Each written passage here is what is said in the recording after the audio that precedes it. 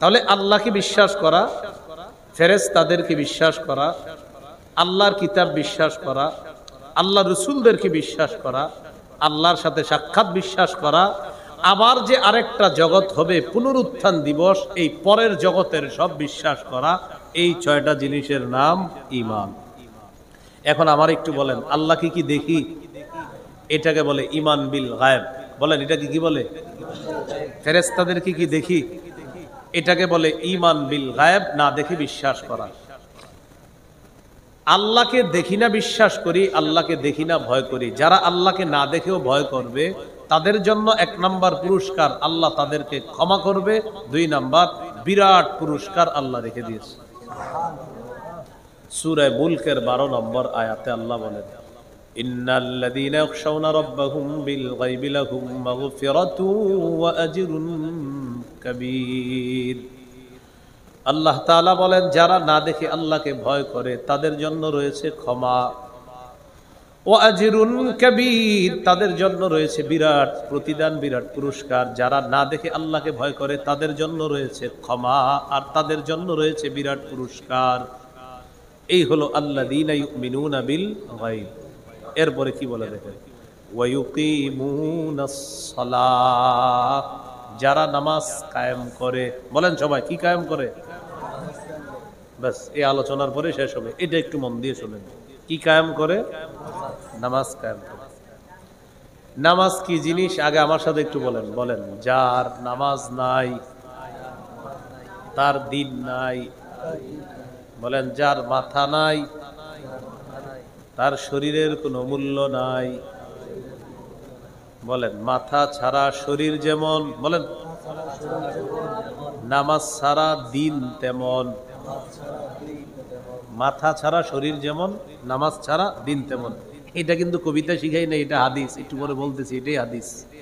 নবীজি কি বলে দেখেন, ক্বালা রাসূলুল্লাহ সাল্লাল্লাহু আলাইহি ওয়াসাল্লাম, লা ঈমানা লিমান লা আমানাতা লাহ, যার মধ্যে আমানতদারিতা নাই তার মধ্যে ঈমান নাই।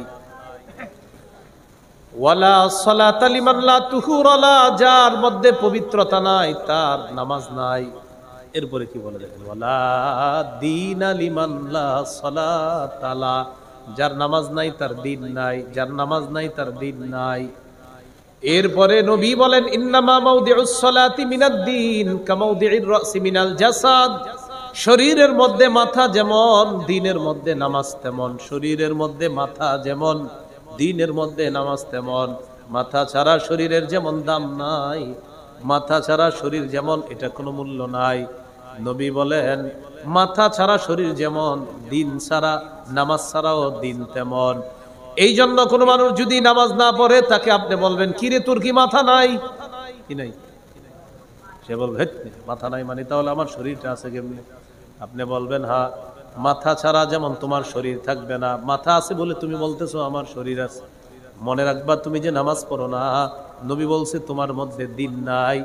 মাথা ছাড়া যেমন তোমার সহ্য হবে না, নামাজ ছাড়াও দিন আল্লাহর কাছে দিনই না। তাহলে ভাই আপনার মাথা আছে, দেখেন না মাথা আছে না নাই? মাশাআল্লাহ, ভালো তো। মাথা আছে, নামাজ পড়েন না। এই মেয়ে, মাথার সাথে নামাজের কি সম্পর্ক? বলবেন, নবী বলছে শরীরের মাথা না থাকলে যেমন শরীর, নামাজ না পড়লে তেমন দিন। তো এই জন্য জিজ্ঞাসা করছি, আপনার মাথা আসেনি? মাথাটা তো সুন্দর আছে, তো নামাজ কেন পড়েন না? মাথা না থাকলে আপনার শরীরের কোনো দাম নাই, নামাজ না পড়লে দিনের কোনো দাম নেই। বুঝে আসছেনি সবার? আল্লাহ আমাদেরকে নামাজ পড়ার তৌফিক দান করেন। হাদিসের কিতাব ইবনে মাজাহ 278 নম্বর হাদিস, ক্বালা রাসূলুল্লাহ সাল্লাল্লাহু আলাইহি ওয়াসাল্লাম, ইসতাকিমু, নবীজি বলেন তোমরা দ্বীনের উপর অটল থাকো, দ্বীনের উপর অবিচল থাকবা। ওয়া নি'ম্মা আন তাসতাকিমু, দ্বীনের উপর অটল থাকাই তোমাদের জন্য কল্যাণকর। এরপরে আল্লাহ নবী বলেন, ওয়া'লামু আন্না মিন আফযলি আমালিকুম আস-সালাহ, তোমাদের শ্রেষ্ঠ আমল হলো নামাজ পড়া, তোমাদের শ্রেষ্ঠ আমল হলো নামাজ পড়া। আবু দাউদের 1449 নম্বর হাদিসের বর্ণনা। নবীকে প্রশ্ন করা হলো, আইয়ুল আমালি আহাব্বু ইলাল্লাহ ওয়া ফি রিওয়ায়াতিন আফযলু ইয়া রাসূলুল্লাহ, হুজুর আল্লাহর কাছে সবচেয়ে মর্যাদাপূর্ণ ইবাদত কোনটা? নবীজি জবাব দিলেন তুলুল কিয়াম, লম্বা সময় নামাজের মধ্যে দাঁড়িয়ে থাকা। বলেন লম্বা সময় কোথায় দাঁড়িয়ে থাকা? এই জন্য মসজিদে যাওয়ার পর জোহরের নামাজের আছে আর 2 মিনিট। 2 মিনিট থাকার পরেও দেখবেন অনেকে 4 রাকাতের নিয়ত বাঁধে, আল্লাহু আকবার। 2 মিনিটে 4 রাকাত প্যাকেজ পুরা কমপ্লিট দেখায় দিবে। কয় মিনিটে 4 রাকাত? 4 রাকাত পড়বে আর বুঝাবে আমি উত্তর পাড়ার অমুকের সন্তান অমুক, বাপের বেটা, আমি 2 মিনিটে 4 রাকাত পড়ছি, পারলে তুমিও দেখাও। নবীজি বললেন তুলুল কিয়াম, লম্বা সময় নামাজে দাঁড়িয়ে থাকা এটা আল্লাহর কাছে শ্রেষ্ঠ ইবাদত। প্রচন্ড শীতের রাত, রাতের বেলা লেপ কম্বল বিছানা ছেড়ে তাহাজ্জুদ নামাজে দাঁড়ান। সহিহুত তারগীবের 630 নম্বর হাদিসের বর্ণনা, রাজুলুন কামা ফি লাইলাতিন বারিদাতিন মিন ফিরাশিহি ওয়া লিহাফিহি ওয়া দিসারিহি ফাকামা সুম্মা তাওয়াদ্দা সুম্মা কামা ইলাস সালাহ। কোন ব্যক্তি শীতের রাত, রাতের বেলা উঠছে, উঠার পর ওযু করে তাহাজ্জুদ নামাজে দাঁড়িয়েছে, এই ব্যক্তি যে শীতের রাতে তাহাজ্জুদ নামাজে দাঁড়ায়, আল্লাহ তাআলা তাকে দেখে খুশিতে হাসতে থাকেন। খুশিতে কি করে? আজকে কিন্তু ভালোই শীত পড়তেছে, আজ রাতেই পারেন চান্সটা নিতে। এখন বাসায় গেলে আপনার 12টার বেশি বেজে যাবে, তো 12টার পরে আপনি বাসায় যাবেন, যাওয়ার পর আজকে কিন্তু পারেন ঘটনাটা ঘটাইতে। হাদিসের অনুযায়ী আমলটা করবেন। প্রথমে একটু লেপের নিচে ডুববেন, ডুইকে আরামের মধ্যে যাবেন, যাইয়া পরে উঠবেন, উঠে দেখবেন 10টা বাজে নাকি।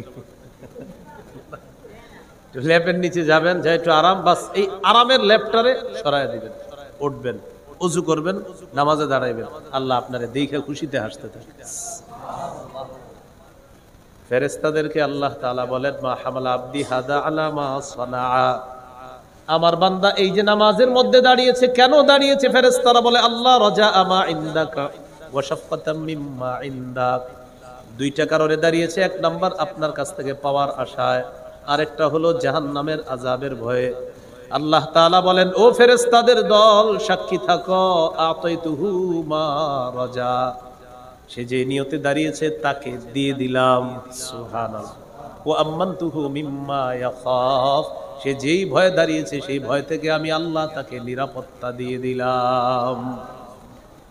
কারো সুন্দরী স্ত্রী আছে, নরম বিছানা আছে, মাজমাউজ জাওয়ায়েদ 2 নম্বর খণ্ড 258 নম্বর পৃষ্ঠা। ক্বালা রাসূলুল্লাহ সাল্লাল্লাহু আলাইহি ওয়াসাল্লাম ওয়াল্লাযী লাহু ইমরাআতুন হাসানাতুন ওয়া ফিরাশুন লাইয়িন, কোন ব্যক্তির সুন্দরী বিবি আছে আর নরম বিছানা আছে, রাতের বেলা 3টা 4টা বাজে উঠছে, উঠার পর তাকায় দেখে বিবি ঘুমায়, আশেপাশের মানুষগুলা ঘুমায়, ওই ব্যক্তি দাঁড়িয়ে ওযু করে তাহাজ্জুদ নামাজে দাঁড়িয়ে যায়। ইউহিব্বু ইয়াস্তাবশিরু ওয়া ইয়াদহাকু, এই ব্যক্তিকে আল্লাহ ভালোবাসে, তার প্রতি আল্লাহ খুশি হয়ে যায়, তার কর্মকাণ্ডে আল্লাহ হাসতে থাকেন। দেখছুনি পাশে স্ত্রী ঘুমায়, নরম বিছানা আছে, ল্যাপ কম্বল সব আছে, আর ও আমার দরবারে নামাজে দাঁড়াইয়া গেছে, আল্লাহ ভালোবাসে, আল্লাহ খুশি হয়, আল্লাহ তাকে দেখে হাসতে থাকে।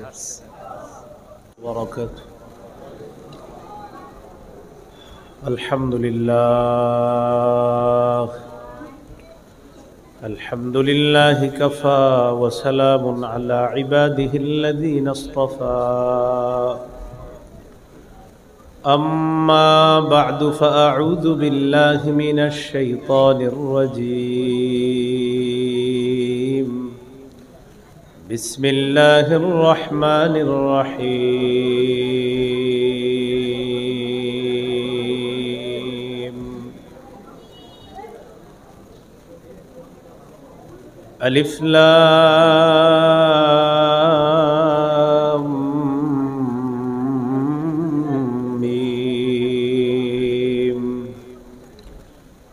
ذلك الكتاب لا ريب فيه هدى للمتقين الذين يؤمنون بالغيب ويقيمون الصلاة ومما رزقناهم ينفقون.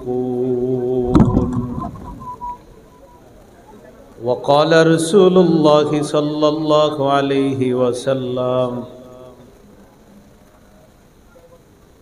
লা ঈমান লিমান লা আমানাতা লাহু ওয়ালা সালাতা লিমান লা তুহুরা লাহু ওয়ালা দীনা লিমান লা সালাতা লাহু ইন্নামা মাওদিউস সালাতি মিনাদ-দীন কামাওদিউর রা'সি মিনাল জাসাদ أو كما قال عليه الصلاة والسلام اللهم صل على محمد وعلى آل محمد كما صليت على إبراهيم وعلى آل إبراهيم إنك حميد مجيد اللهم بارك على محمد وعلى آل محمد كما باركت على إبراهيم وعلى آل إبراهيم إنك حميد مجيد اللهم إني أعوذ بك من شر لساني ومن شر سمعي ومن شر بصري ومن شر مني ভাই আওয়াজ বাড়ায়েন না উপরের আওয়াজ আরো কমান ভাই উপরের আওয়াজ কমান আরো আওয়াজ কমান আওয়াজ বাড়ায়েন না আওয়াজ শুরুতে যেমন ছিল অমন রাখেন আওয়াজ বাড়ায়েন না কমান রাহমানিয়া ইসলামিয়া মাদ্রাসা ও এতিমখানার উদ্যোগে 17তম বার্ষিক ওয়াজ ও দোয়ার মাহফিলের সভাপতি এবং পাগড়ি প্রদান যিনি করেছেন আন্তর্জাতিক খ্যাতি সম্পন্ন মুফাসসির কুরআন আলহাজ হযরত মাওলানা আশিক ইলাহি দামাত বরকাতুহুমুল আলিয়া প্রধান পৃষ্ঠপোষক রাহমানিয়া ইসলামিয়া মাদ্রাসা ও এতিমখানা চাঁদপুর পীর সাহেব উজানি গুরুত্বপূর্ণ আলোচনা করেছেন বিশিষ্ট ইসলামী চিন্তাবিদ হযরত মাওলানা বেলাল হোসেন ফারুকি খতিব আল মদিনা জামে মসজিদ রায়েরবাগ ঢাকা ভাই আওয়াজ কমান না আলহাজ হযরত মাওলানা মিজানুর রহমান প্রধান মুহাদ্দিস উজানি মাদ্রাসা প্রধান অতিথি আলহাজ সাইদ আনোয়ার বিশিষ্ট ব্যবসায়ী ঢাকা স্বত্বাধিকারী লাহোর পারফিউমারি মিটফোর্ড ঢাকা আমন্ত্রিত প্রধান মেহমান আলহাজ মোহাম্মদ আলী প্রতিষ্ঠাতা chairman Mecca multilayer limited Dhaka হাফেজ মাওলানা হাফিজুর রহমান মোহতামিম অত্র মাদ্রাসা হরেন দেন নাই না হরেন নাই কোথায় মাইকম্যান তো হরেন নাই বক্স দিয়েন না মনিটর বন্ধ করেন হরেন দেন এমন এক অবস্থা হয়েছে সব মাহফিলে এখন মনিটর রাখে ওই শিল্পী টিলপি দাওয়াত দেয় এরা মনে বললে দেয় মনিটর রাখতে বাস মনিটর আনে আমার কোনো মাহফিলে মনিটর রাখবেন না নর্মাল মাইক রাখবেন এগুলো একদম জাতির কানটান নষ্ট করে দেয় মনিটর এগুলো আপনাদের কান নষ্ট হবে মাইক নর্মাল মাইক রাখবেন বয়ান করবে হুজুররা মন দিয়ে শুনবেন ওই দাওয়াত দেয় যাদেরকে এরকম অনেকে আছে বইলা দেয় মনিটর 14টা লাগবে মেশিন এরকম করবেন ইকু লাগাইবেন রিভাব লাগাইবেন ভাই এত কিছু লাগবে না নর্মাল সাউন্ড করেন মনে হয় যেমন যে আপনাকে বাজারে আইছি ছোট্ট একটা বয়ান করতেছি এরকম নর্মাল করেন আওয়াজ আমি আপনাদের সামনে পবিত্র কোরআনের 2 নম্বর সূরা সূরাতুল বাকারার কিছু আয়াতে কারিমা তেলাওয়াত করলাম আয়াতগুলোর মধ্যে আল্লাহ তাআলা গুরুত্বপূর্ণ আলোচনা করেছেন আল্লাহ তাআলা বলেন আলিফ লাম মিম। এটার অর্থ উদ্দেশ্য আল্লাহই ভালো জানেন। যালিকাল কিতাবু লা রাইবা ফীহ, এটা আল্লাহর কিতাব, এটা যে আল্লাহর কিতাব এতে কোনো সন্দেহ নেই। যালিকাল কিতাবু লা রাইবা ফীহ, এই কিতাব যাতে কোনো সন্দেহ নাই। তা আমি একটু বাড়িয়ে বললাম, এটা যে আল্লাহর কিতাব এতে কোনো সন্দেহ নাই। সূরা বাকারার 23 নম্বর আয়াতে আল্লাহ বলেন, وَإِن كُنتُمْ فِي رَيْبٍ مِّمَّا نَزَّلْنَا عَلَى عَبْدِنَا فَأْتُوا بِسُورَةٍ مِّن مِّثْلِهِ, আমার বান্দা মুহাম্মদ সাল্লাল্লাহু আলাইহি সাল্লামের উপর আমি যা নাজিল করেছি, এই ব্যাপারে যদি তোমাদের সন্দেহ থাকে, যদি সন্দিহান হও, তাহলে কোরআনের একটা সূরার মতো সূরা এনে দেখাও। পরের পৃষ্ঠায় আল্লাহ বলেন, ফাইল্লাম তাফআলু ওয়া লান তাফআলু, যদি তোমরা না পারো আর কিছুতেও পারবা না। যদি তোমরা কোরআনের সূরার মতো একটা সূরা বানাইতে না পারো, পাশাপাশি আল্লাহ বলেন কিছুতে পারবাও না। ফাত্তাকুন নারাল্লাতী ওয়াকুদুহান নাসু ওয়াল হিজারা, তাহলে ওই আগুনকে ভয় করো যে আগুনের জ্বালানি হলো মানুষ এবং পাথর।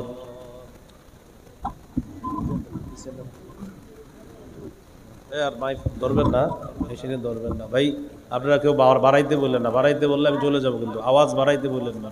এখন ঠিক আছে, আপনারা দূরে যান, দূরে যান, মেশিনের কাছে বসেন না। কেউ বললেও ধরবেন না মেশিন, যান দূরে যান।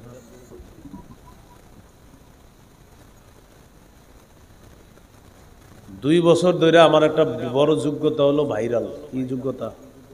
2-3 বছর, মানে আমি এই 2-3 বছরে আমার অতিরিক্ত একটা যোগ্যতা হলো ভাইরাল নামক ভাইরাস।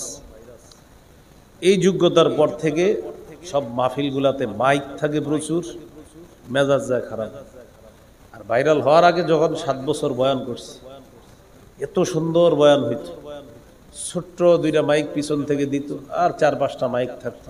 আমার বুঝতাম আমি যে মানুষের কাজ হইতেছে। এখন আমি বুঝি যে সবাই খালি প্রতিযোগিতা, যে উত্তরপাড়া 50টা লাগাইছে, আমরা 60টা, এরকম। বুঝেন নাই? খালি আওয়াজ বাড়ায়। আরে ভাই, আমার তো আওয়াজ লাগবে না, আপনি বাড়ান কেন আওয়াজ? না, আওয়াজ কমান, মানুষগুলার একটু ওয়াজ বুঝে চলেছে না, আওয়াজ বাড়াবে খালি। হুজুর 14 এলাকা না শুনলে সকালবেলা বদনাম হবে, এরকম নিয়ত থাকে সবার। এটা হলো ভাইরাল নামক যোগ্যতার আপনার চলতেছে আর কি। আর সবাই বলে মনিটর লাগান, এই লাগান, সেই লাগান। আমার মাহফিল এত নর্মাল ভাবে আমি করতাম, বলে দিতাম ভাই পিছন থেকে 2টা মাইক সামনে থাকবে আর 4-5টা মাইক দিলেই হবে, আর কোনো অতিরিক্ত মাইকই দিবেন না। মানুষগুলা দেখতাম মন দিয়ে পুরাটা বয়ান শুনতো আর বুঝতাম কাজ হইতেছে। আর এখন আপনার মাহফিল গুলায় মনে হয় কি জানেন, ইচ্ছা মতো খালি চিল্লা চিল্লি হইতেছে, আর পরের দিন বলবে হুজুর ফাটাইছে। কি ফাটাইছে জানি না। যাই হোক, কি করার, ভাইরাল যোগ্যতা এটা চলবে, এরকম হবে, কিছু করার নেই। তো আল্লাহ বলেন এই কিতাবে কোনো সন্দেহ নাই। সূরা বাকারার 23 নম্বর আয়াতে আল্লাহ বলেন, আমি আমার বান্দা মুহাম্মদ সাল্লাল্লাহু আলাইহি সাল্লামের উপর যা নাজিল করেছি, এতে যদি কোনো সন্দেহ করো, কোরআনের মতো একটা সূরা বানায়া দেখায়া দাও। পরের পৃষ্ঠে আল্লাহ বলে দিয়েছেন, যদি তোমরা না পারো, আর কিছুতে পারবাও না তোমরা, তাহলে ওই আগুনকে ভয় করো যে আগুনের জ্বালানি হলো মানুষ এবং পাথর। সূরা ইউনূসের 37 নম্বর আয়াতে আল্লাহ বলেন, হাদা বায়ানুল লিন্নাস ওয়া মা কানা হাদাল কুরআনু আন ইফতারা মিন দুনিল্লাহি ওয়ালাকিন তাসদীকাল্লাযী বাইনা ইয়াদাইহি ওয়া তাফসীলাল কিতাবি লা রাইবা ফীহি মির রাব্বিল আলামিন। আল্লাহ তাআলা বলেন এই কোরআন মানুষের পক্ষ থেকে বানানো কোনো কোরআন না, এটা আল্লাহ ছাড়া অন্য কারো পক্ষ থেকে বানানো কোনো গ্রন্থ না, বানানো কোনো কোরআন না।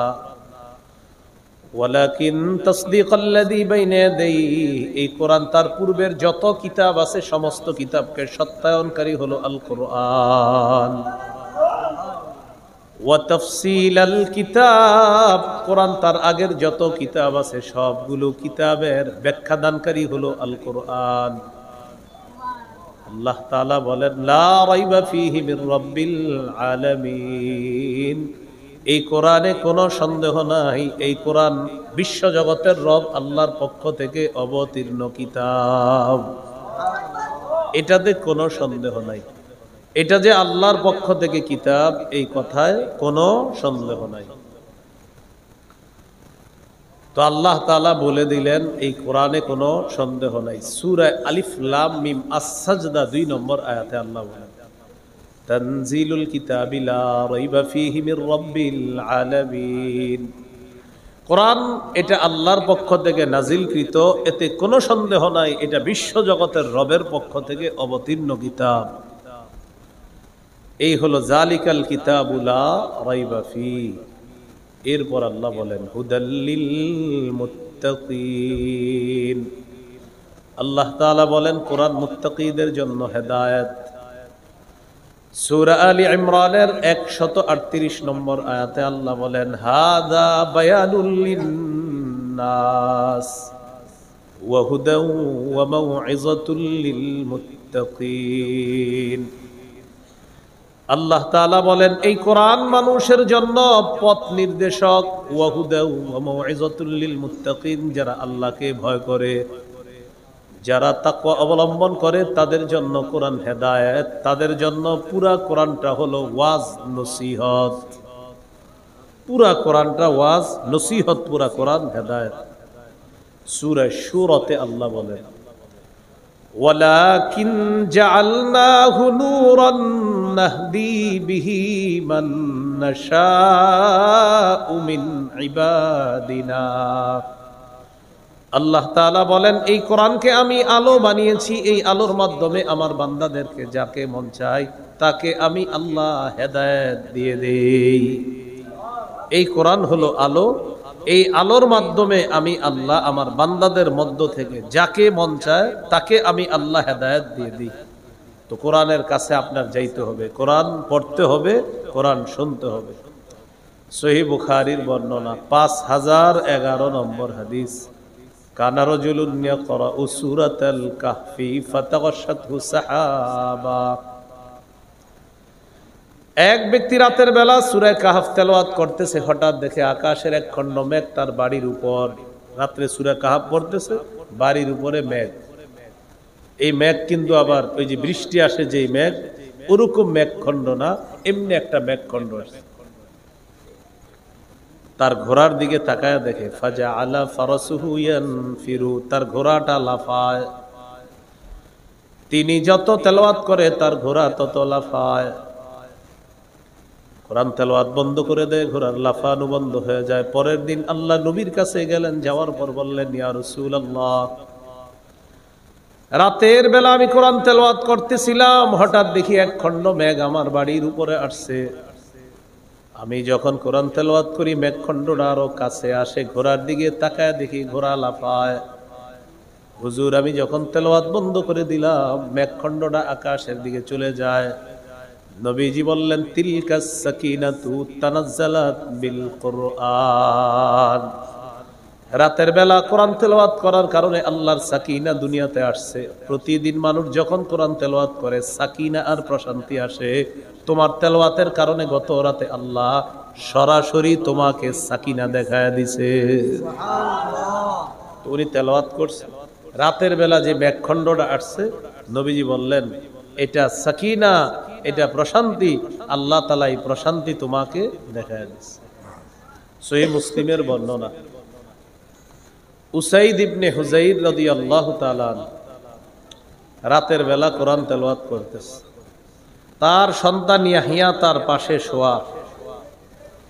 তো তো তিনি কোরআন তেলাওয়াত করতেছে, দেখে আকাশের একটা মেঘখণ্ড আসছে, এটার মধ্যে এরকম বাতি বাতি, ছোট ছোট বাতি, ওই মেঘের ভিতরে বাতি, একটা বাতি।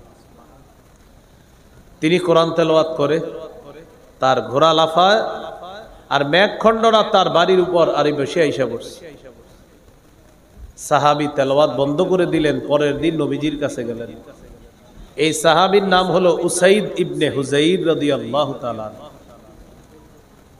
নবীজির কাছে যাওয়ার পর বললেন, ইয়া রাসূলুল্লাহ, রাতের বেলা কোরআন তেলাওয়াত করতেছিলাম, কোরআন তেলাওয়াত করার পর হঠাৎ আমি দেখি এক খণ্ড মেঘ আমার বাড়ির উপরে আসছে। মেঘখণ্ডের মধ্যে তাকায় দেখলাম ফিহা আমসালুস সুরুজ, ছোট্ট ছোট্ট বাতি দেখা যায়। হুজুর, আমি যখন তেলাওয়াত করি এই বাতিটা আরো নিচের দিকে আসে, আর আমার ঘোড়াটা তত লাফায়। ইয়া রাসূলুল্লাহ, আমি কোরআন তেলাওয়াত করি, ওই মেঘখণ্ড নিচের দিকে আসে, আর আমার ঘোড়ার লাফানি তত বেড়ে যায়। নবীজি বললেন, ইকরা ইবনে হুজাইর, ও উসাইদ ইবনে হুজাইর, তুমি যদি আরো কোরআন তেলাওয়াত করতা। হুজুর আরো পড়ছি, তারপর আরো পড়ি, ঘোড়া আরো লাফায়। নবীজি বললেন, যদি আরো পড়তা। তিনি বললেন, হুজুর আরো পড়ি, ঘোড়া আরো লাফায়। নবীজি বললেন, যদি আরো পড়তা। বলতেছে, হুজুর আরো তেলাওয়াত করছি, ঘোড়া আরো লাফায়, টেনশনে পড়ে গেলাম। খাশিতু আন তাতআ ইয়াহইয়া, ঘোড়ার পা আমার সন্তান ইয়াহইয়ার গায়ে পড়বে আর সন্তান মারা যাবে, এই টেনশনে আমি আর পড়ি নাই। নবীজি বললেন, তারপর? হুজুর তাকায় দেখি আমার তেলাওয়াত বন্ধ হওয়ার পর ওই মেঘখণ্ডটা আকাশের দিকে উঠে যায়, শূন্যে বিলীন হয়ে যায়। নবীজি বললেন, তুমি যদি আরো তেলাওয়াত করতা, জানোনি ওই মেঘখণ্ডের মধ্যে যেই বাতিগুলা দেখলা, এগুলা সাধারণ বাতি না। তিলকাল মালাইকাতু তাসতামিউ লাকা, এই বাতিগুলা ছিল আল্লাহর অসংখ্য অগণিত ফেরেশতা, তোমার কোরআন তেলাওয়াত শোনার জন্য দুনিয়াতে চলে আসছে। তো এখন এই কোরআন যদি না পড়ি তাহলে হেদায়েত কিভাবে পাবো? কোরআন পড়তে হবে, পড়লে হেদায়েত পাওয়া যাবে। পড়লে কি পাওয়া যাবে? কোরআন না পড়লে হেদায়েত পাওয়া যাবে না, কোরআন পড়লে হেদায়েত পাওয়া যাবে। আল্লাহ তাআলা বলেন, ইন্না হাদাল কুরআনা ইয়াহদি লিল্লাতী হিয়া আকওয়াম, এই কোরআন অধিক সোজা সহজ সরল রাস্তাটা দেখায়। ওয়া ইউবাশশিরুল মুমিনিনা আল্লাযীনা ইয়া'মালুনাস সালিহাতি আন্না লাহুম আজরান কাবীরা। অনুবাদটা মন দিয়ে শুনুন। যারা নেক আমল করে, যেই সমস্ত মুমিন ইমানদার যারা নেক আমল করে, কোরআন তাদেরকে সুসংবাদ দেয়, মৃত্যুর পর তাদের জন্য আল্লাহর কাছে বিরাট পুরস্কার রয়েছে। তাহলে কোরআন হেদায়েত দেখায়, কোরআন রাস্তা দেখায়, কোরআন সঠিক পথ দেখায়, কোরআন হেদায়েতের পথে পরিচালিত করে। এই জন্য কোরআন পড়ব, কোরআন শুনবো। সবাই বলেন কোরআন শুনবো। বলেন মাহফিলে মাগরিবের পর যখন কোরআন তেলাওয়াত করা হয়, চা না খায়া তেলাওয়াত শুনবো। মাগরিবের পর একটা ছেলেরে দেখবেন তেলাওয়াত দেয়, যে এখন আমাদের দ্বিতীয় অধিবেশন শুরু হচ্ছে, কোরআন তেলাওয়াতের মাধ্যমে আমাদের মাদ্রাসার অমুক ছাত্র তেলাওয়াত করবে। তো এই ছেলেটা দাঁড়ায় কোরআন তেলাওয়াত শুরু করে। তো মাহফিল কর্তৃপক্ষ কি করে, একজন স্টেজে বক্তা নিয়ে আসে। বক্তা যিনি বৈশা থাকে ওনারে জিগায়, হুজুর চা খাইবেন, পান খাইবেন, বিস্কুট খাইবেন, সুপারি খাইবেন, এগুলা জিগায় বসে বসে। চলতেছে কি? কোরআন তেলাওয়াত। তো আয়োজক যারা থাকে, কর্তৃপক্ষ যারা থাকে, তারা জিজ্ঞাসা করে, হুজুর এটা খাবেন, ওটা খাবেন, এগুলো জিজ্ঞাসা করে। আর মাদ্রাসায় বা আশেপাশে কোথাও আপনার ওই চা পান ইত্যাদি চলতে থাকে, ওখানেও সবাই দুমসে খাইতে থাকে আর বলতে থাকে, তাড়াতাড়ি খা, তাড়াতাড়ি খা, একটু পরে হুজুর ওয়াজ শুরু করবে। মানে এখন যেটা হইতেছে এটা কোনো কাম না, এটা এমনি সময় নষ্ট হইতেছে, খা খা, তাড়াতাড়ি শেষ কর।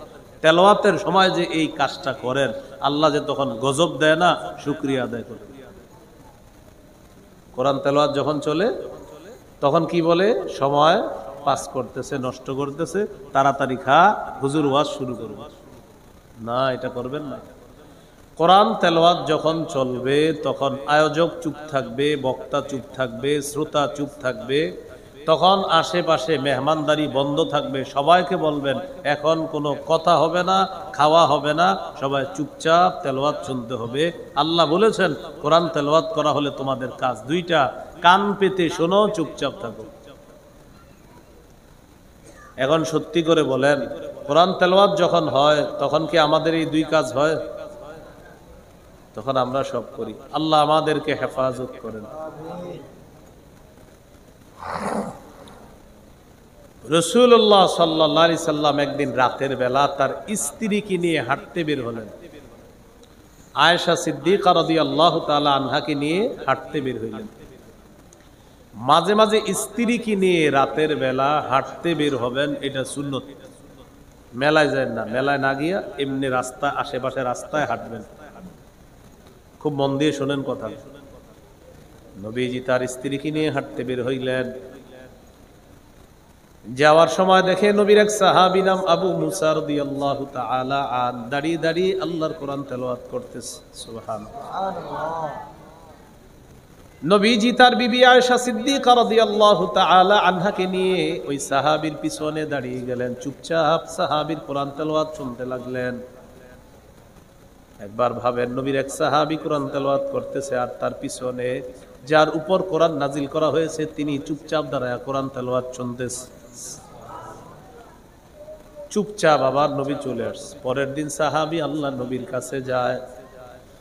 যাওয়ার পর আল্লাহ নবী বললেন, গত রাত অমুক জায়গায় দাঁড়িয়ে তুমি কোরআন তেলাওয়াত করতেছিলা। সাহাবী বললেন, ইয়া রাসূলুল্লাহ, আপনি কিভাবে জানলেন? নবীজি বললেন, আমি আর আয়েশা রাস্তা দিয়ে যাইতেছিলাম, হাঁটতেছিলাম, দেখি তুমি কোরআন তেলাওয়াত করতেছিলা, তোমার পিছনে দাঁড়িয়ে চুপে চুপে তোমার তেলাওয়াত আমরা দুইজন শুনে আবার চলে আসলাম।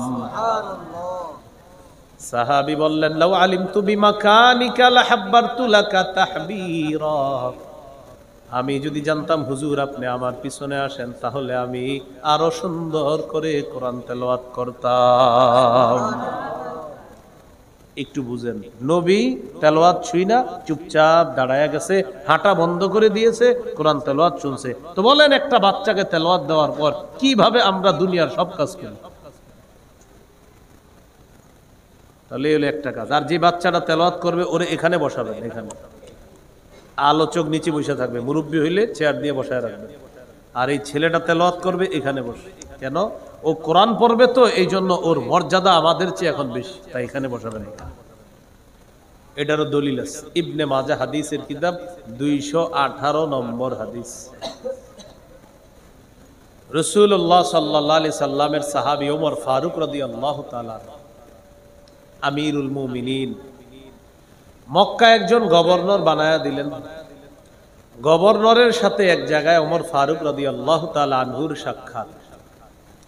সাক্ষাৎ হওয়ার পর ওমর ফারুক রাদিয়াল্লাহু তাআলা আনহু গভর্নরকে জিজ্ঞাসা করলেন, আচ্ছা মক্কার আশেপাশে যে এলাকাগুলা, এই এলাকার প্রশাসক কাকে বানিয়ে দিস? একটু মন দিয়ে শুনেন। গভর্নর জবাব দিলেন, আমিরুল মুমিনিন, যাকে মক্কার আশেপাশের এলাকার গভর্নর প্রশাসক বানিয়েছি সে হলো, তার নাম হলো ইবনে আবজা। বলেন কি নাম? বলেন কি নাম? ওমর ফারুক রাদিয়াল্লাহু তাআলা আনহু বললেন, মান ইবনু আবজা? ইবনে আবজা আবার কে? গভর্নর জবাব দিলেন, রাজুলুম মিন মাওয়ালিনা, ইবনে আবজা হলো আমাদের মধ্যে একজন আযাদকৃত গোলাম। ওমর ফারুক বললেন, ইস্তাখলাফতা মাওলা, একজন গোলামকে প্রশাসক বানায়া দিলা, এটা কেমন কাজ করলা? একটা গোলামকে প্রশাসক বানায়া দিলা। মক্কার গভর্নর জবাব দিলেন, আমিরুল মুমিনিন, যদিও লোকটা গোলাম, তার মধ্যে 3টা অসাধারণ বৈশিষ্ট্য আছে। কয়টা?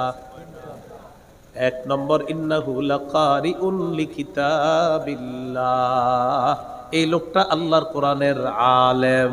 সুবহানাল্লাহ, আল্লাহর কোরআনের। 2 নম্বর, আলিমুন বিল ফরাইজ, লোকটা ফরজ বিদ্যা সম্পর্কে ভালো জানেন। 3 নম্বর, কাজিন, লোকটা বিচার ব্যবস্থা খুব ভালো বুঝে। এই জন্য আমি তাকে আশেপাশের প্রশাসক বানায়া দিলাম। ওমর ফারুক রাদিয়াল্লাহু তাআলা আনহু বলেন, এবার আমার বুঝে আসছে। আমি নবীকে বলতে শুনেছি, ইন্নাল্লাহা ইয়ারফাউ বিহাযাল কিতাবি আকওয়ামা ওয়া ইয়াদউ বিহি আখারিন। আল্লাহ তাআলা এই কোরআনের মাধ্যমে একদল মানুষের মর্যাদা বাড়ায় দেয়, আবার এই কোরআন অস্বীকার করার কারণে, কোরআনের উপর আমল না করার কারণে একদল মানুষকে আল্লাহ লাঞ্ছিত করে দেয়। ওমর ফারুক বলেন, আমি বুঝতে পারলাম যদিও লোকটা গোলাম ছিল, তার মধ্যে কোরআন থাকার কারণে, এই কোরআনের কারণে আল্লাহ তাআলা তার এত মর্যাদা বাড়ায় দিয়েছেন, মক্কার প্রশাসক এত বড় মর্যাদায় আল্লাহ তাকে ভূষিত করলেন। কিসের কারণে বলেন, কিসের কারণে? তাহলে যে কোরআন পড়বে তার মর্যাদা আমরা দিব কিনা ইনশাআল্লাহ? তো ওরে এখানে বসাবে, ওরে এখানে তেলাওয়াত দিতে হবে, কারণ ওর অনেক বড় মর্যাদা, অনেক বেশি মর্যাদা। কিসের কারণে? কোরআনের কারণে। কিসের কারণে? মাঝে মাঝে ওমর ফারুক রাদিয়াল্লাহু তাআলা আব্দুল্লাহ ইবনে মাসউদ রাদিয়াল্লাহু তাআলা আনহুকে এইভাবে উপরে বসায়া দিতেন।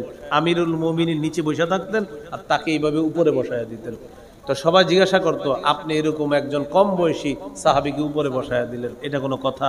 ওমর ফারুক রাদিয়াল্লাহু তাআলা জবাব দিতেন, একটু পরে বুঝবা সে কি বলতেন, একটু পরে বুঝবেন। আব্দুল্লাহ ইবনে আব্বাস রাদিয়াল্লাহু তাআলা, যিনি এই কোরআনের তাফসীর কারকদের মধ্যে শ্রেষ্ঠ, রইস, সেরা তাফসীর কারক, মাঝে মাঝে হযরত ওমর ফারুক তাকেও উপরে বসায় দিতেন। তো সবাই বলতেন, সে আমগো ভাতিজা, ছোট, ওরে আপনি এখানে বসান। একটু পরে বুঝবা কেন বসাইছে। তো ওমর ফারুক বলতেন, আচ্ছা এই মাসালার সমাধান কি? তো আব্দুল্লাহ ইবনে মাসউদ রাদিয়াল্লাহু তাআলা বলতেন, এটার সমাধান এটা, এটার সমাধান এটা। আচ্ছা আব্দুল্লাহ, এই মাসালার সমাধান কি? বলতেন, এটার সমাধান এটা, দলিল কোরআনের ওই আয়াত, এটার সমাধান এটা, দলিল নবীজি এটা বলেছেন। আব্দুল্লাহ ইবনে আব্বাসকে বলতেন, আচ্ছা আব্দুল্লাহ বলো তো কোরআনের এই সূরার দ্বারা কি উদ্দেশ্য? তো বলতেন, এটার দ্বারা উদ্দেশ্য আল্লাহ রাসূলের হায়াত আর বেশি দিন বাকি নাই, এটার দ্বারা উদ্দেশ্য ছিল আবু বকর সিদ্দিক এই জিনিসটা বেশি বুঝছেন। ওমর ফারুক তখন বলতেন, হ্যাঁ তোমার ব্যাখ্যাটাই সঠিক ব্যাখ্যা, আমার কাছে মনোভূত হয়েছে। অন্যান্য বয়স্ক সাহাবীদেরকে বলতেন, এবার বুঝছেন কেন উপরে বসাইছি, দেখছেননি কোরআনের আর হাদিসের কিভাবে ব্যাখ্যা দেয়। তাহলে কি বোঝা গেল? কোরআনের কারণে মানুষের মর্যাদা আল্লাহ বাড়ায় দেয়। তাই কোরআনওয়ালা যে কোরআন তেলাওয়াত করবে ওকে আমরা মর্যাদা দিতে হবে।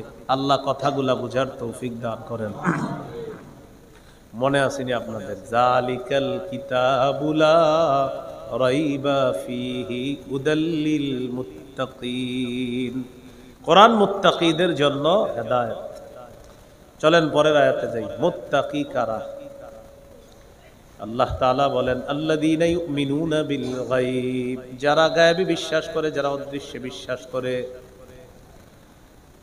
গায়েব অর্থ হলো লুকায়িত বস্তু, লুকায়িত জিনিস, অদৃশ্য, যা দেখা যায় না, যা ছোঁয়া যায় না, যা স্পর্শ করা যায় না, তাকে গায়েব বলা হয়। গায়েব শব্দটা কোরআনে 49 বার আছে। কয়বার? সুবহানাল্লাহ।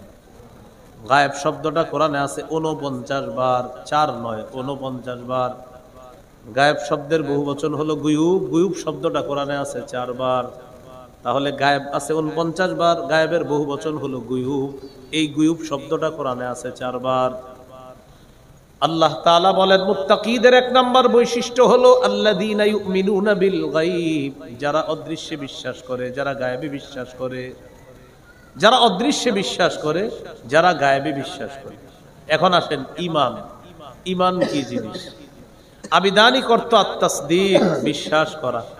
পারিভাষিক অর্থ আত-তাসদীকু বিমা জাআ বিহি নবী সাল্লাল্লাহু আলাইহি ওয়াসাল্লাম মিন ইনদিল্লাহ ওয়াল ইকরারু বিহি।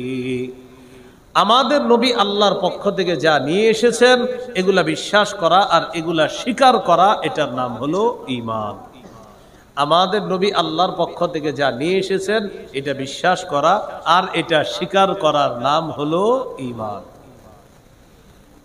অধিকাংশ মুহাদ্দিসিনে কেরামের মতে 3 জিনিসের নাম ঈমান। শিখেন, কয় জিনিসের নাম ঈমান? বলেন আমার সাথে।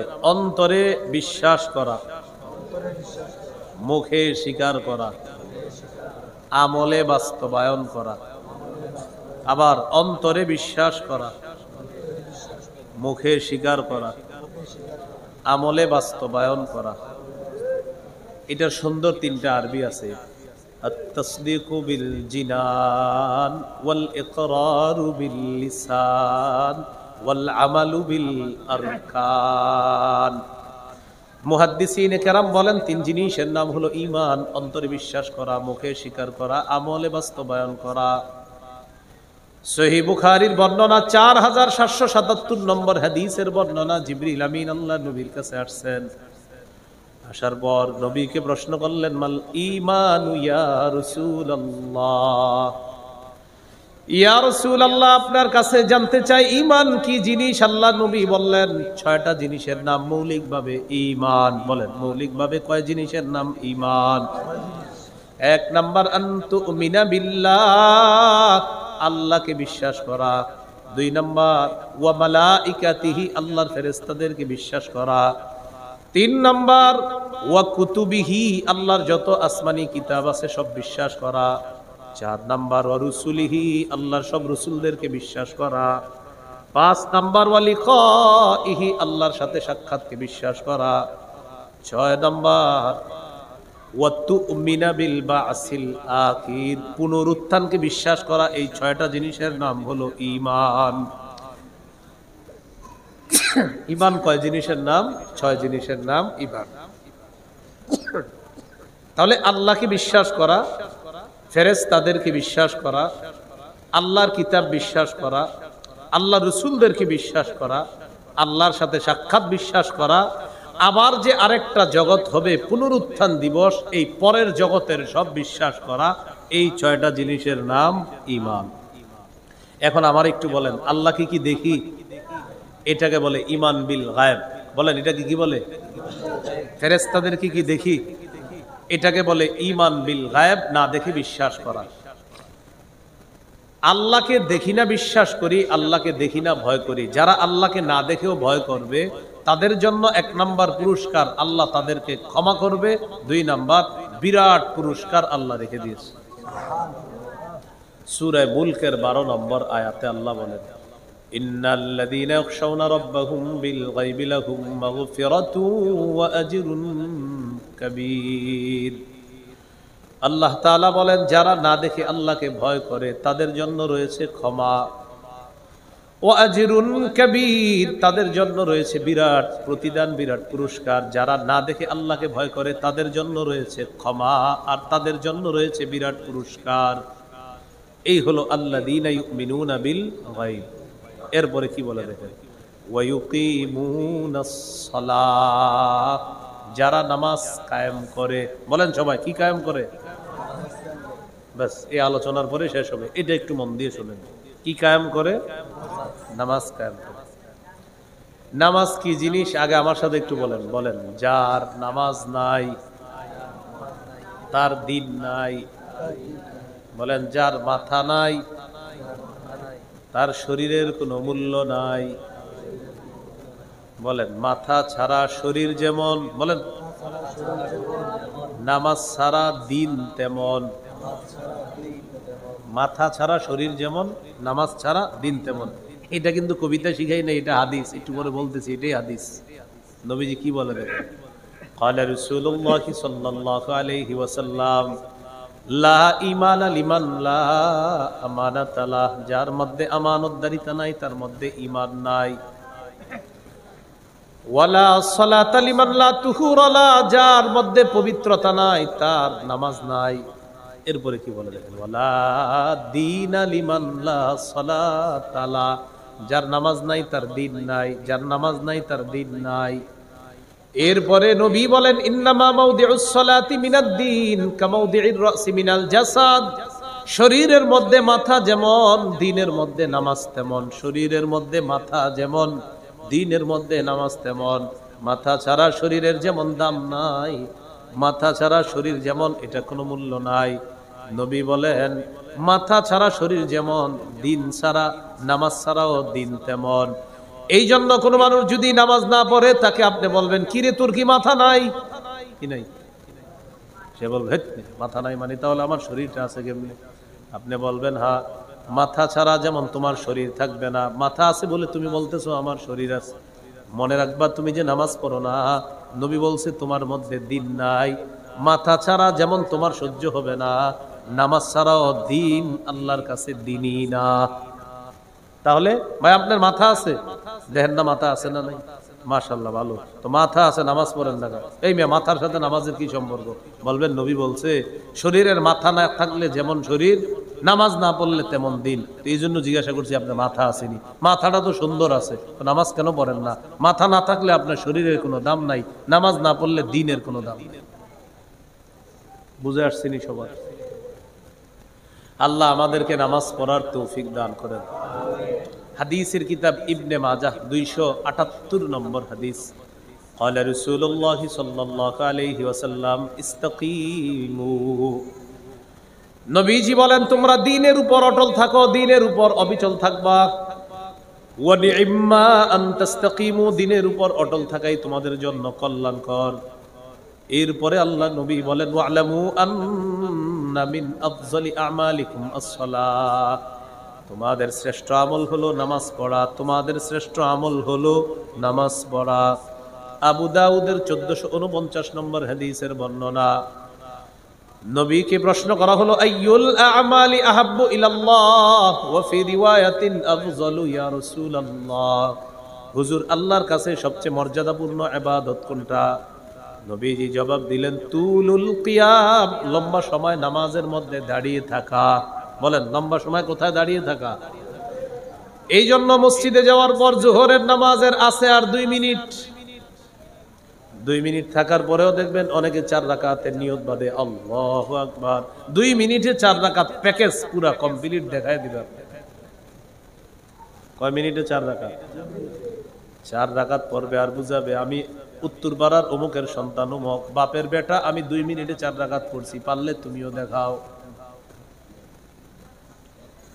নবীজি বললেন তুলুল কিয়াম, লম্বা সময় নামাজে দাঁড়িয়ে থাকা, এটা আল্লাহর কাছে শ্রেষ্ঠ ইবাদত। প্রচন্ড শীতের রাত, রাতের বেলা লেপ কম্বল বিছানা ছেড়ে তাহাজ্জুদ নামাজে দাঁড়ান। সহিহুত তারগীবের 630 নম্বর হাদিসের বর্ণনা। রাজুলুন কামা ফি লাইলাতিন বারিদাতিন মিন ফিরাশিহি ওয়া লিহাফিহি ওয়া দিসারিহি ফাকামা সুম্মা তাওয়াদ্দা সুম্মা কামা ইলাস সালাহ। কোন ব্যক্তি শীতের রাত, রাতের বেলা উঠছে, উঠার পর ওযু করে তাহাজ্জুদ নামাজে দাঁড়িয়েছে। এই ব্যক্তি যে শীতের রাতে তাহাজ্জুদ নামাজে দাঁড়ায়, আল্লাহ তাআলা তাকে দেখে খুশিতে হাসতে থাকেন। সুবহানাল্লাহ। খুশিতে কি করে? আজকে কিন্তু ভালোই শীত পড়তেছে, আজ রাতেই পারেন চান্সটা নিতে। এখন বাসায় গেলে আপনার 12টার বেশি বেজে যাবে, তো 12টার পরে আপনি বাসায় যাবেন, যাওয়ার পর আজকে কিন্তু পারেন ঘটনাটা ঘটাইতে। হাদিসের অনুযায়ী আমলটা করবেন। প্রথমে একটু লেপের নিচে ডুববেন, ডুইকে আরামের মধ্যে যাবেন, যাইয়া পরে উঠবেন, উঠে দেখবেন 10টা বাজে নাকি। লেপের নিচে যাবেন, যাই একটু আরাম, বাস এই আরামের লেপটারে সরাই দিবেন, উঠবেন, ওযু করবেন, নামাজে দাঁড়াইবেন, আল্লাহ আপনারে দেখে খুশিতে হাসতে থাকে। ফেরেশতাদেরকে আল্লাহ তাআলা বলেন মা হামালা আবদি হাদা আলা মা সানাআ, আমার বান্দা এই যে নামাজের মধ্যে দাঁড়িয়েছে, কেন দাঁড়িয়েছে? ফেরেশতারা বলে আল্লাহ রাজা আমা ইনদাকা ওয়া শাফকাতাম মিম্মা ইনদাক। 2টা কারণে দাঁড়িয়েছে। 1 নাম্বার আপনার কাছ থেকে পাওয়ার আশায়, আরেকটা হলো জাহান্নামের আযাবের ভয়ে। আল্লাহ তাআলা বলেন ও ফেরেশতাদের দল, সাক্ষী থাকো, আতাইতুহু মা রাজা, সে যে নিয়তে দাঁড়িয়েছে তাকে দিয়ে দিলাম। সুবহানাল্লাহ। ওয়া আম্মানতুহু মিম্মা ইয়াখাফ, সে যেই ভয়ে দাঁড়িয়েছে সেই ভয় থেকে আমি আল্লাহ তাকে নিরাপত্তা দিয়ে দিলাম। কারো সুন্দরী স্ত্রী আছে, নরম বিছানা আছে। মাজমাউজ জাওয়ায়েদ 2 নম্বর খণ্ড 258 নম্বর পৃষ্ঠা। قال رسول الله صلى الله عليه وسلم والذي له امرأة حسنة وفراش لين, কোন ব্যক্তির সুন্দরী বিবি আছে আর নরম বিছানা আছে, রাতের বেলা 3টা 4টা বাজে উঠছে, উঠার পর তাকায় দেখে বিবি ঘুমায়, আশেপাশের মানুষগুলা ঘুমায়, ওই ব্যক্তি দাঁড়িয়ে ওযু করে তাহাজ্জুদ নামাজে দাঁড়িয়ে যায়। ইউহিব্বু ইয়াস্তাবশিরু ওয়া ইয়াদহাকু, এই ব্যক্তিকে আল্লাহ ভালোবাসে, তার প্রতি আল্লাহ খুশি হয়ে যায়, তার কর্মকাণ্ডে আল্লাহ হাসতে থাকেন। দেখছো নি পাশে স্ত্রী ঘুমায়, নরম বিছানা আছে, ল্যাপ কম্বল সব আছে, আর ও আমার দরবারে নামাজে দাঁড়াইয়া গেছে। আল্লাহ ভালোবাসে, আল্লাহ খুশি হয়, আল্লাহ তাকে দেখে হাসতে থাকে। মনে আসেনি শ্রেষ্ঠ আমল কোনটা বলেন? নামাজে দাঁড়িয়ে থাকা আল্লাহর কাছে শ্রেষ্ঠ আমল। তাহলে নামাজ লম্বা সময় নিয়ে পড়বো তো ইনশাআল্লাহ। আল্লাহ তৌফিক দান করেন। সূরা বাকারার 43 নম্বর আয়াতে আল্লাহ বলেন, আকিমুস সালাতা ওয়া আতুজ যাকাতা। আল্লাহ তাআলা বলেন তোমরা নামাজ কায়েম করো আর যাকাত প্রদান করো। ওয়ারকাউ মা'আর রাকিঈন, রুকুকারীদের সাথে তোমরা রুকু করো। সূরা বাকারা 238 নম্বর আয়াতে আল্লাহ বলেন, হাফিজু আলাস সালাওয়াত, নামাজের প্রতি তোমরা যত্নবান হও। নামাজের প্রতি তোমরা কি হও? এই বসো বসো, তোমরা বসো, সবাই বসো। মুশকিল পরিবেশ আজকে, পুরো এই বছরের সবচেয়ে ভয়ঙ্কর পরিস্থিতি আছে।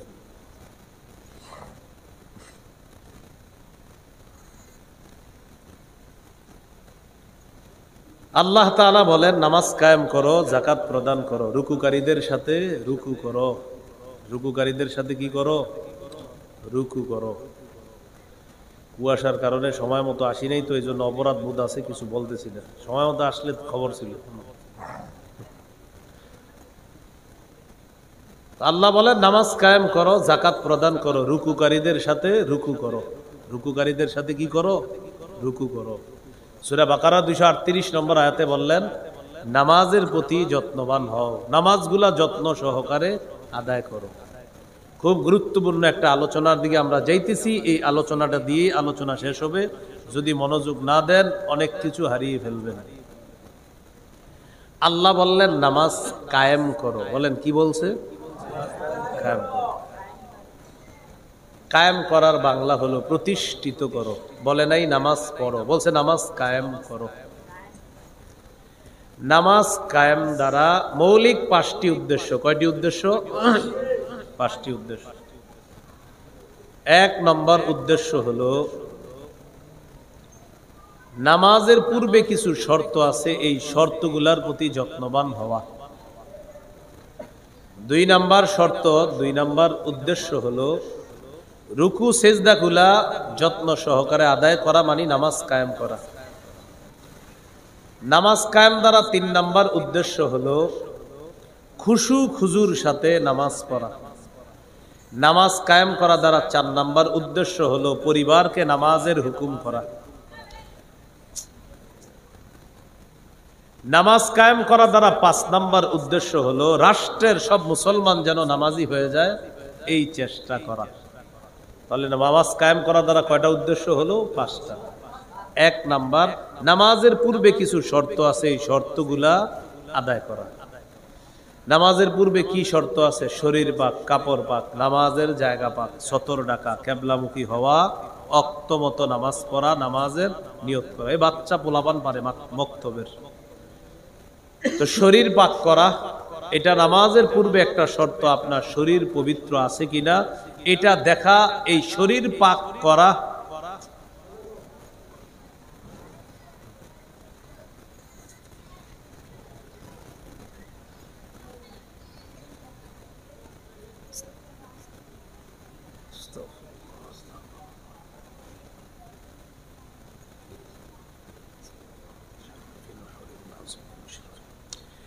নামাজ কায়েম দ্বারা 1 নম্বর উদ্দেশ্য হলো নামাজের পূর্ববর্তী শর্তগুলার প্রতি যত্নবান হওয়া, গুরুত্ব দেওয়া। শরীর পাক করা, এটা নামাজ কায়েম। শরীর পাক কিভাবে করবেন? ওযু না থাকলে ওযু করবেন, গোসল ফরজ হলে গোসল করবেন। দলিল সূরা মাইদার 6 নম্বর আয়াতে আল্লাহ বলেন, ইয়া আইয়ুহাল্লাযীনা আমানু ইযা কুমতুম ইলাস সালাতি ফাগসিলু ওয়ুজুহাকুম ওয়া আইদিয়াকুম ইলাল মারাফিকি ওয়ামসাহু বিরুউসিকুম ওয়া আরজুলাকুম ইলাল কা'বাইন। আল্লাহ তাআলা বলেন যখন তোমরা নামাজের ইচ্ছা করো, 1 নাম্বার তোমরা তোমাদের মুখমণ্ডল ধৌত করো, হাত ধৌত করো, মাথা মাসে করো, পাগুলা তোমরা ধৌত করো। এই হলো নামাজের আগে উযু না থাকলে উযু করা। আল্লাহ তাআলা এই আয়াতের মধ্যে উযুর 4টি ফরজ আলোচনা করলেন। চেহারা ধৌত করো, হাত ধৌত করো, মাথা মাসেহ করো, পাগুলা ধৌত করো। সহিহ বুখারীর বর্ণনা 6956 নম্বর হাদিস। عن أبي هريرة رضي الله تعالى عنه قال رسول الله صلى الله عليه وسلم لا يقبل الله صلاة أحدكم إذا أحدث حتى يتوضأ।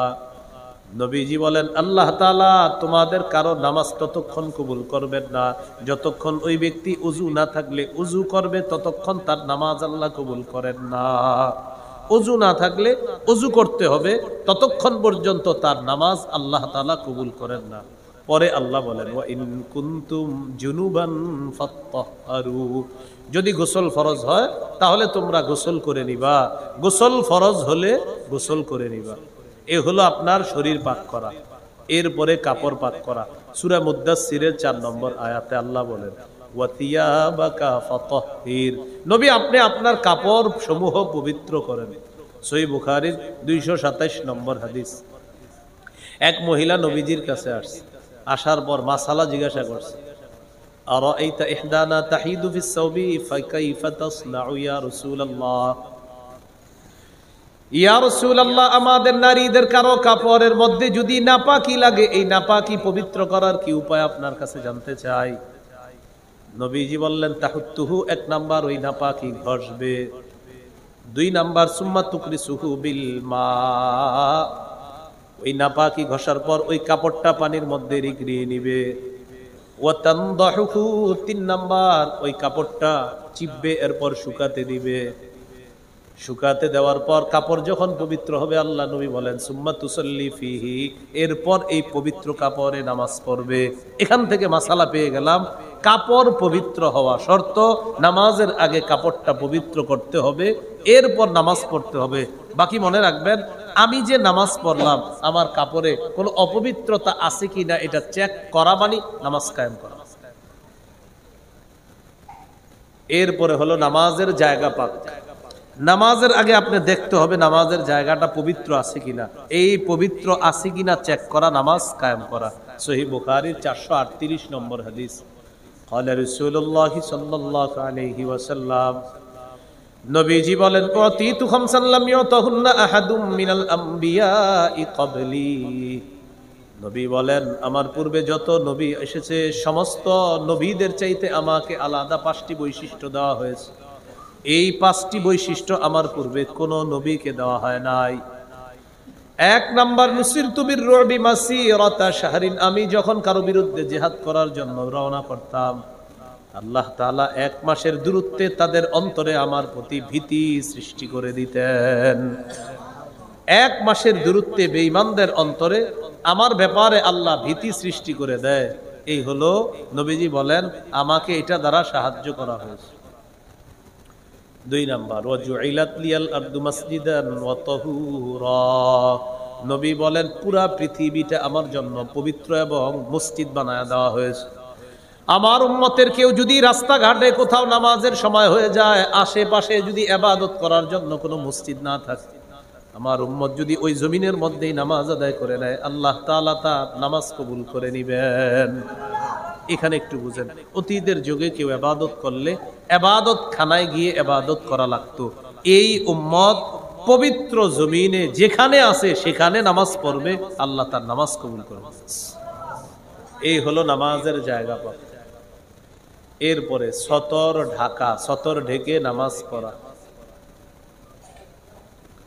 সূরা আরাফের 31 নম্বর আয়াতে আল্লাহ বলেন ইয়া বানি আদম খুযু জিনাতাকুম ইনদা কুল্লি মসজিদ, হে আদম সন্তান তোমরা প্রত্যেক নামাজের সময় তোমাদের বেশভূষা তোমরা ধারণ করো, সুন্দর পোশাক পরিধান করে তোমরা নামাজ আদায় করো।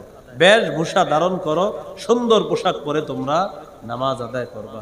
নামাজের সময় সর্বোচ্চ সুন্দর পোশাক পরে মসজিদে যাওয়ার চেষ্টা করো। এলাকার মানুষ মসজিদের সামনে পুকুরে গোসল কইরা গরমকালে গামছাটা কোনো মতে গায়ে দিয়া মাইরা দেয় নামাজ, মসজিদে গিয়ে আল্লাহু আকবার। এরকম করেন না, একটু সুন্দরভাবে। আচ্ছা আপনার দেখা যায় কেমন, একটু নিজেই বলেন না। আপনি যে গামছাড়া পরে দাঁড়াইছেন মানে হয়ে গেল আর কি, আপনি গামছাড়া পরলেন, চারিদিক দিয়ে সব দেখা যাইতেছে, আল্লাহ আকবার, এদিক দিয়ে কিন্তু সব দেখা যাইতেছে। এখন আপনি একটু দেখেন না, আপনি একটু একটা আয়না রাখবেন পাশে, হ্যাঁ, রাইখা নামাজটা পড়েন আর দেখেন নিজের, যে আপনি যে এইভাবে নামাজটা পড়লেন একটা ভিডিও রেখে দিয়েন, রেখে আপনার নামাজটা আপনি ভিডিও করে দেখেন পরে যে এটাই আপনি প্রিয়, আপনি এটাই প্রিয় আপনি। এইভাবে নামাজ না পড়ে সুন্দর পোশাক পরে নামাজ পড়বো, বলেন ইনশাআল্লাহ। কিবলামুখী হয়ে নামাজ পড়া, কি হয়ে নামাজ পড়া? আপনি মুসাফির, কোথাও সফরে গেছেন, যাওয়ার পর ওই এলাকায় গিয়ে আপনি যে কোনো দিকে নামাজ পড়ে ফেলেন না, মানে আপনার মনে হবে পশ্চিম এটা, কিন্তু আসলে পশ্চিম আরেকটা। কাউরে জিজ্ঞাসা করে নেবেন ভাই কেবলা কোনটা। যেমন আমরা কোথাও নামাজ পড়লে এলাকাবাসীর কাউরে না কাউরে জিজ্ঞাসা করি ভাই কেবলা কোনটা, যদি মসজিদ না হয়ে অন্য কোথাও নামাজ পড়ি, মাদ্রাসা বা ঘরে নামাজ পড়লে জিজ্ঞাসা করতে হয় ভাই কেবলা, মনে হয় কেবলা ওইটা, কিন্তু আসলে আরেকটা। এই যে কেবলা কোনটা এটা জিজ্ঞাসা করে নেওয়া মানেও নামাজ কায়েম করা। নবীজি 17-18 মাস বাইতুল মুকাদ্দাসের দিকে ফিরে নামাজ পড়ছে, মনটা চায় কেবলাটা কাবার দিকে হোক, কিন্তু মুখ দিয়া বলে না, কারণ আল্লাহর হুকুম তো কি বলবে মুখ দিয়ে, কিন্তু মন তো চায় কোন দিকে নামাজ পড়তে, কাবার দিকে। বারবার এইভাবে আকাশের দিকে তাকায়, এইভাবে। আল্লাহ তাআলা আয়াত নাজিল করে দিলেন, কদ নারা তাকাল্লুবা ওয়াজহিকা ফিস সামা। আল্লাহ তাআলা বলেন, হাবিব আপনি যে বারবার আকাশের দিকে মাথা এইভাবে উঠান, কেন উঠান আমি জানি। সুবহানাল্লাহ, আমি জানি কেন উঠান। ফালানুয়াল্লিয়ান্নাকা কিবলাতান তারদাহা, অচিরেই আমি আপনাকে ফিরিয়ে দিব ওই দিকে যে কিবলাটা আপনার পছন্দ, এর মানে কাবার দিকে অচিরেই আমি আল্লাহ আপনাকে ফিরিয়ে দিব। 4 রাকাত ওয়ালা নামাজে আল্লাহ নবী দাঁড়িয়েছেন, বাইতুল মুকাদ্দাসের দিকে নামাজ পড়তেছেন। 2 রাকাত পড়ার পর জিবরিল আমিন এসে গেছে, বাইতুল মুকাদ্দাসের দিকে ফিরে 2 রাকাত পড়ছে। জিবরিল আমিন আসছে, আসার পর বলি ইয়া রাসূলুল্লাহ এখনই কাবার দিকে ঘুরেন। সুবহানাল্লাহ, নামাজ কয় রাকাত পড়ছে, কয় রাকাত? ওই মুহূর্তে জিবরিল এসে বলতেছে, হুজুর ঘুরে যান, ঘুরে যান, কেবলার দিকে ঘুরেন, আপনি কাবার দিকে ঘুরেন, কেবলা পরিবর্তন করা হয়েছে, এখন থেকে কেবলা আবার কাবার দিকে ঘুরেন। নবীজি নামাজের অবস্থায় বাকি 2 রাকাত কাবার দিকে ফিরে পড়লেন। এই জন্য ওই মসজিদকে বলা হয় মসজিদু জিল কিবলাতাইন, 2 কেবলার মসজিদ, মানে এক মসজিদে 2 কেবলার দিকে ফিরে নবী একটা নামাজ পড়ছিলেন, 2 রাকাত এক কেবলার দিকে, বাকি 2 রাকাত আরেক কেবলার দিকে, এই নামাজটা। তো কেবলামুখী হয়ে নামাজ পড়া, এরপরে সময় মতো নামাজ পড়া। সূরা নিসার 103 নম্বর আয়াতে আল্লাহ বলেন, ইন্নাস সালাতা কানাত আলাল মুমিনিনা কিতাবাম মাওকুতা। আল্লাহ তাআলা বলেন, নিশ্চয়ই সময় মতো মুমিনদের উপর নামাজ পড়া ফরজ, সময় মতো মুমিনদের উপর নামাজ পড়া ফরজ। সহিহ বুখারীর বর্ণনা 527 নম্বর হাদিস।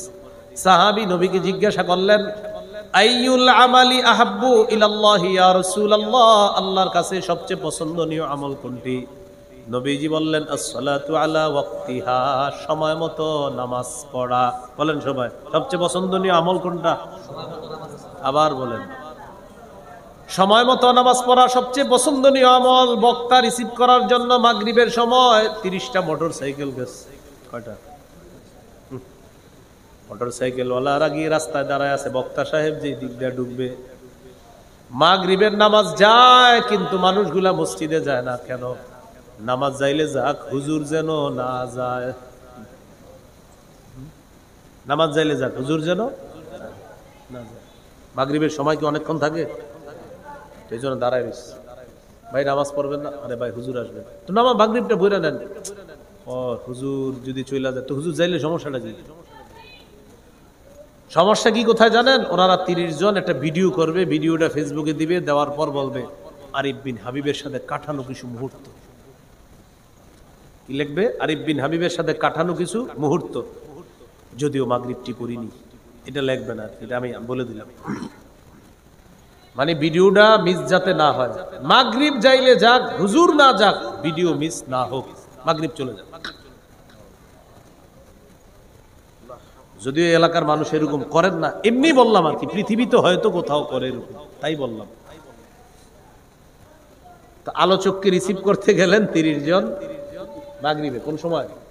তো মাগরিবের সময় কতক্ষণ? আপনি আলোচকের ফোন দিয়ে বল আলোচকের নামাজ নাই মাগরিব, বলে না। আরে আলোচক সাহেবের নাকি নামাজ মাফ, তো উনি মাগরিবের সময় কি করবে? উনিও তো মাগরিব পড়বে। তো ওনারে ফোন দিয়ে বলেন হুজুর পাশে কোথাও মাগরিব পড়েন, আমরাও মাগরিব পড়ি না। এটা বলবে না, কারণ আল্লাহ জানে কি জানি কি হয়, হুজুর যদি চলে যায় তাহলে কি হবে। কথাগুলা গুরুত্ব সহকারে নিয়েন, যদিও আপনারা এগুলো করেন না, কিন্তু নিয়েন কথাগুলা গুরুত্ব সহকারে।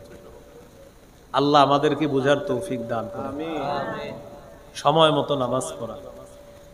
এখানে একটা মাসালা মনে রাখবেন, বাংলাদেশ এয়ারপোর্টে কেউ মাগরিব পড়লেন, বাংলাদেশ এয়ারপোর্টে কেউ মাগরিবের নামাজ পড়লেন, সময় মতো মাগরিব পড়ে ফেলছেন, পুইরা প্লেনে উঠলেন, সৌদি আরব যাইবেন হজ উমরা করতে, আল্লাহ সবাইকে তৌফিক দান করেন।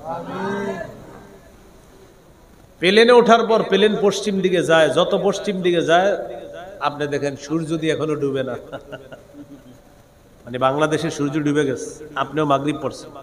তো পড়ার পর প্লেনে উঠছেন, প্লেন যাবে কোন দিকে? সৌদি আরব কোন দিকে? তো যত পশ্চিমে যান, আরে ঘটনা কি, সূর্য তো এখনো ডুবে না। তো পশ্চিমে যত যাইতেছেন সূর্য তত ডুবে না। কিছুক্ষণ পরে যাওয়ার পরে ঘোষণা হয়েছে মাগরিবের সময় হয়েছে, অর্থাৎ প্লেনে মাগরিবের সময় হয়েছে। টেনশনে পড়ে গেলেন, এখন কি করবো? হুজুর করে জ্বালায় মেরালায় প্লেনে, হুজুর মাগরিব তো একবার এয়ারপোর্টে পড়ছি, আবার কি পড়তে হবে? এরকম। তো মনে রাখবেন, আর মাগরিব পড়া লাগবে না। আপনার নামাজ একবারই ফরজ, একবার পড়ে ফেলছেন, পশ্চিম দিকে যতই যাবেন আবার সময় হইলেও আপনার আর পড়া লাগবে না। সময় মতো আপনি যেহেতু মাগরিব পরেই প্লেনে উঠছেন, এরপর আবার সামনে গিয়া মাগরিবের সময় হলেও আপনার আর মাগরিব পড়া লাগবে না। মনে থাকবেনি? আপনার আব্বা আম্মা যখন হজ উমরা যায় এই মাসালাটি বলে দিবেন, পেরেশানিতে বুঝা যায় প্লেনে ওঠার পর। তো যাই হোক, সময় মতো নামাজ পড়া, এটাও নামাজ কায়েম করা, নামাজের নিয়ত করা। আজকে এশার নামাজ পড়ছেন কোন নিয়তে? বাসা থেকে বের হইছেন যে এশার নামাজ পড়ার জন্য না মাগরিব? ফজর পড়বেন আগামীকাল, তো ফজরের সময় যখন বাসা থেকে বের হবেন কোন নিয়তে? আলাদা মুখে বলা দরকার নাই, ফজরের নিয়তে বের হইছেন, বাস ফজর পড়বেন, এটাই নিয়ত। ঈদের সময় ঝামেলাটা ইমাম সাহেবরা পড়ে। মানুষ ঈদগাহের নামাজে বৈশা থাকে, ইমাম সাহেবের পিছন থেকে 2-4 জন উঠা বলবে হুজুর নামাজের নিয়তটা একটু বলে দেন। আচ্ছা, আপনারা যে ঈদগাহের মাঠে বৈশা রয়েছেন কোন নামাজ পড়তে? বলে না কোন নামাজ? তো ঈদের নামাজ পড়তেই তো আসছেন। তো এরপরেও ঈদের নামাজের সময় ইমাম সাহেবের মুখ দিয়ে বলতে হবে। ইমাম সাহেব বলে, ভাই আল্লাহরে বললেন যে আল্লাহ 2 রাকাত ঈদুল ফিতরের নামাজ, ঈদুল আজহার নামাজ পড়তেছি এই ইমাম সাহেবের পিছনে, আল্লাহু আকবার, এটা আল্লাহকে বললেন, বাস হবে। একটু বললি না হুজুর, এরপর আপনি একটু বলে দেন। এটা বলার পরেও মানে হয় না। তো একটা বুদ্ধি করবেন ইমাম সাহেবরা, বলবেন কি, ভাই আপনি আল্লাহরে বলবেন, আল্লাহ এই হুজুরে যে নামাজ পড়ে আমিও এই নামাজ পড়ি, আল্লাহ। কথাটা মনে থাকবি না? আপনারা তো আমি কোনোভাবেই ঠেকানো যাইতেছে না, আটকানো যাইতেছে না, তখন আপনার এটাই বলতে হবে সর্বশেষ। মানে ঘটনা হয়েছে কি, আমার ঈদের নামাজ একবার এরকম হয়েছে, হুজুর না এরপরও একটু এইভাবে না ওইভাবে, আমি পরে কই করা যায় বললাম। আপনি বলবেন কি, আল্লাহ আমি ইমাম সাহেব যে নামাজ পড়তেছে আমি ওই নামাজ পড়তেছি, আল্লাহু আকবার। শেষে কি কয় জানেনি? বাস এবার হুজুর ভালো লাগছে, মানে এবার ঠিক আছে, মানে হ্যাঁ এটাই ঠিক হয়েছে। ওই যে এতক্ষণ বুঝাইছেন কাজ হয় না, তো শেষের মেশ বুঝাই দিবেন, ভাই আপনি আল্লাহরে বলেন হুজুরে যেটা পড়ে আমি ওইটা, কারণ হুজুর যদি জুমা পড়ে আপনিও জুমা, হুজুর যদি ঈদের নামাজ পড়ে তো আপনিও ঈদের নামাজ পড়ে। এই হলো নামাজের নিয়ত করা। সহিহ বুখারীর 1 নম্বর হাদিস, ইন্নামাল আমালু বিন্নিয়াত, আমলের প্রতিদান বিশুদ্ধ নিয়তের সাথে। বলেন আমলের প্রতিদান কিসের সাথে? মনে আসেনি নামাজ কায়েম করা দ্বারা কয়টা উদ্দেশ্য? 5টা। 1 নাম্বার পূর্বের শর্তগুলা গুরুত্ব দেওয়া, এই শর্তগুলো আলোচনা করলাম। 2 নাম্বার নামাজ কায়েম করা দ্বারা উদ্দেশ্য। বলেন রুকু সিজদা ধীরস্থির ভাবে করা, তাড়াহুড়া না করা। সহিহ বুখারীর বর্ণনা 757 নম্বর হাদিস। এক ব্যক্তি মসজিদে আসছে, আসার পর নামাজ পড়ছে, নামাজ পড়ার পর নবীজিকে সালাম দিচ্ছে, ফরদ্দা আলাইহি, আল্লাহ নবী তার সালামের জবাব নিলেন। সালামের জবাব নেওয়ার পর আল্লাহ নবী যখন সালামের জবাব নিলেন, জবাব নেওয়ার পর তাকে বললেন ইরজি ফাসাল্লি ফাইন্নাকা লাম তুসাল্লি, তুমি যাও আবার নামাজ পড়ো, কেননা তুমি নামাজ পড়ো নাই। তিনি আবার গেলেন, নামাজ পড়লেন। নামাজ পড়ার পর আবার আল্লাহ নবীকে সালাম দিলেন। নবীজি বললেন, যাও তুমি আবার নামাজ পড়ো, তুমি নামাজ পড়ো নাই। আবার আসছে, আসার পর আবার সালাম দিয়েছে। আল্লাহ নবী সালামের জবাব দিয়ে বললেন, তুমি আবার ফিরে যাও, নামাজ পড়ো, তুমি নামাজ পড়ো নাই। সাহাবী এবার বললেন, হুজুর আল্লাহর কসম, মা উহসিনু গায়রা, এর চাইতে ভালো নামাজ পড়তে পারি না, আল্লিমনি, হুজুর আপনি আমাকে শিখায়া দেন, হুজুর আমি এর চেয়ে ভালো পারি না। নবীজি বললেন, যখন তুমি নামাজের মধ্যে দাঁড়াইবা, আল্লাহু আকবার বলে হাত বাঁধবা। হাত বাঁধার পর তুমি যেইভাবে সানা পড়বা, পড়ার পর সূরা ফাতিহা পড়ার পর কোরআনের যে অংশটা তোমার জন্য সহজ সেটা পড়বা। পড়ার পর সর্ব রুকুতে যাইবা, যাওয়ার পর হাত্তা তাতমাইন্না রাকিআ, ধীরস্থির ভাবে তুমি রুকু করবা। রুকু থেকে উঠবা, ওঠার পর সোজা হয়ে দাঁড়াবা। অনেকে দেখবেন বাঁকা হয়ে থাকে, সোজা